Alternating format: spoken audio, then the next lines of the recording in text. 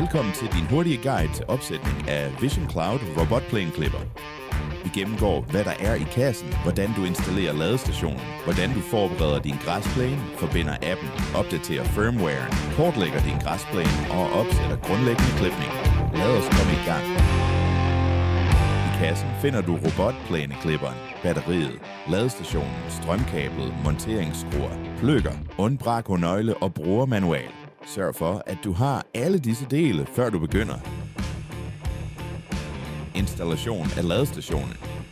Gå til det sted, hvor du vil placere ladestationen og kontroller Wi-Fi-signalet på din telefon. Plæneklipperen er afhængig af en stabil Wi-Fi-forbindelse ved stationen, så opsæt ikke ladestationen i områder med svagt eller intet signal. Når din græsplæne er klar, kan du begynde installationen af ladestationen. Du kan placere ladestationen hvor som helst med stærk Wi-Fi, selv under et tag, hvor RTK Cloud-forbindelsen er blokeret. Start med at samle ladetårnet og bundpladen. Placer stationen på en plan overflade og sørg for, at hældningen ikke overstiger 5 grader. Kontroller, at QR-koden på ladestationen er ren og let at scanne. Placer ladestationen, så fronten vender mod et åbent område og efterlad mindst 2 meter foran. Dette hjælper plæneklipperen med at dokke korrekt. Hvis du placerer stationen tæt på en væg, skal du efterlade ca. 5 cm afstand. Når alt er på plads, fastgør basen til jorden med de 8 medfølgende skruer. Tilslut derefter strømmen. Ladestationen er klar, når du ser et konstant grønt lys for strøm og et konstant blåt lys, der viser, at Wi-Fi er klar til parring. Forberedelse. Før du bruger plæneklipperen første gang, skal du forberede din græsplæne. Klip først græsset med en plæneklipper, så det er kortere end 10 cm. Fjern derefter kabler, sten, legetøj eller andre genstande, der kan være i vejen for plæneklipperen. App-forbindelse og firmware-opdatering. For at forbinde din telefon, skal du lade plæneklipperen stå på stationen, sikre at batteriet er over 50% og kontrollere at Wi-Fi-signalet er stærkt. På din telefon skal du tænde Bluetooth og Wi-Fi og vælge et 2,4 GHz netværk. Plæneklipperen kan ikke oprette forbindelse til 5 GHz netværk. Hvis du er ny til Works Landroid, skal du downloade Landroid-appen. Åbn appen, tryk på Add Landroid, hold tændt /sluk-knappen nede for at tænde den, og tryk derefter på OK-knappen for at indtaste standardkoden 0000. Hold startknappen nede i 5 sekunder. Når APP vises på displayet, er plæneklipperen klar til parring, og scan QR-koden på batteridækslet for at åbne Wi-Fi-opsætningen. Luk batteridækslet, når du er færdig, og tryk på Battery Cover Closed. Tryk på Already Installed, hvis du har fulgt de tidligere trin og opsat ladestationen. Indtast din 2,4 GHz Wi-Fi adgangskode og tryk på Connect. Tryk på Allow for at tillade adgang til det lokale netværk. Når din telefon viser Connected, tryk på OK for at bekræfte. I appen skal du trykke på Firmware Update. Vent ca. 10-15 minutter. Appen viser fremskridtet og informerer dig, når det er færdigt. Når begge lys på tårnet er grønne, er Vision klar til at kortlægge din græsplæne og begynde at klippe. Hvis din model dækker 1200 til 2000 kvadratmeter, leveres den med radiolink. Dette holder plæneklipperen forbundet, selv hvor der ikke er Wi-Fi. Hvis plæneklipperen mister Wi-Fi-forbindelsen, skal du tilslutte radiolink på den side af huset, hvor signalet er svagest, for at genoprette forbindelsen. Kortlægning af enkeltzone og no-go-zoner. Åbn appen og tryk på Create Map for at starte automatisk kortlægning af din græsplæne. Tryk på Start. Plæneklipperen forlader stationen og følger kanten af din græsplæne.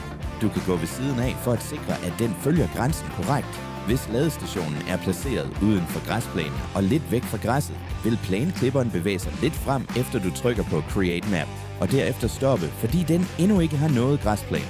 I dette tilfælde skal du skifte til manuel tilstand og guide plæneklipperen ind på græsset.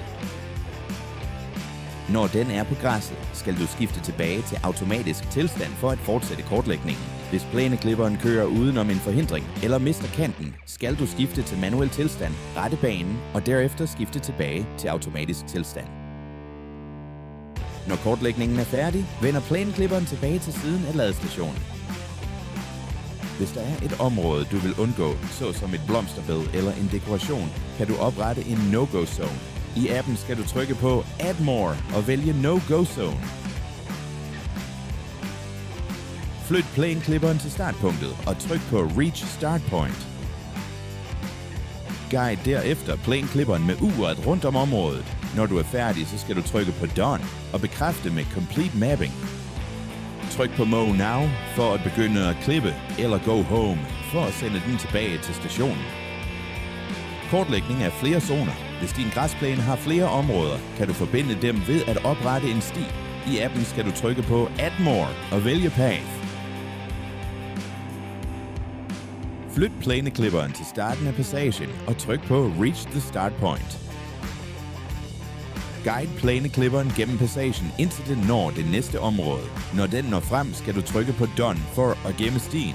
Tryk på Add More, vælg Pick Zone og start automatisk kortlægning.